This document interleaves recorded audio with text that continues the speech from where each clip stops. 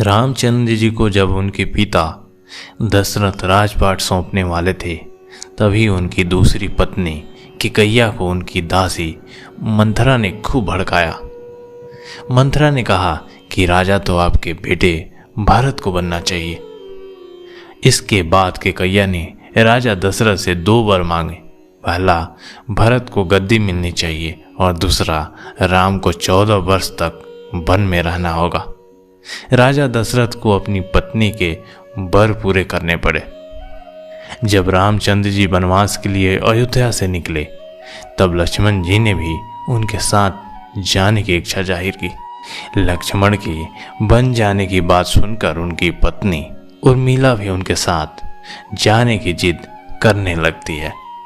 तब लक्ष्मण अपनी पत्नी उर्मिला को समझाते हैं कि वह अपने बड़े भाई और माँ समान भाभी सीता की सेवा करने के लिए जा रहे हैं। अगर तुम वनवास में साथ चलोगी तो मैं ठीक तरह से सेवा नहीं कर पाऊंगा।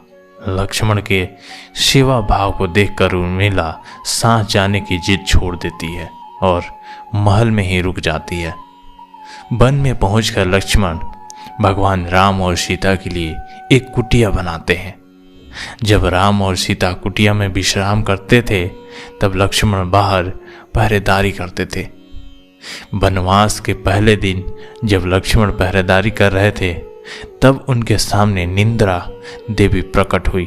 लक्ष्मण ने निंद्रा देवी से वरदान मांगा कि वह 14 साल तक निंद्रा मुक्त रहना चाहते हैं। निंद्रा देवी ने कहा कि तुम्हारे हिस्से की नींद किसी और को लेनी होगी।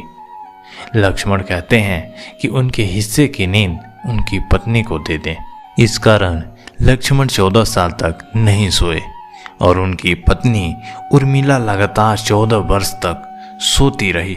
14 वर्ष बाद जब भगवान राम और माता सीता के साथ जब लक्ष्मण अयोध्या वापस आए, तब निंद्रा की अवस्था में रामचंद्र जी के राज तिलक समारोह में उर्मिला भी उपस्थित थी। यह देख लक्ष्मण को हंसी आती है।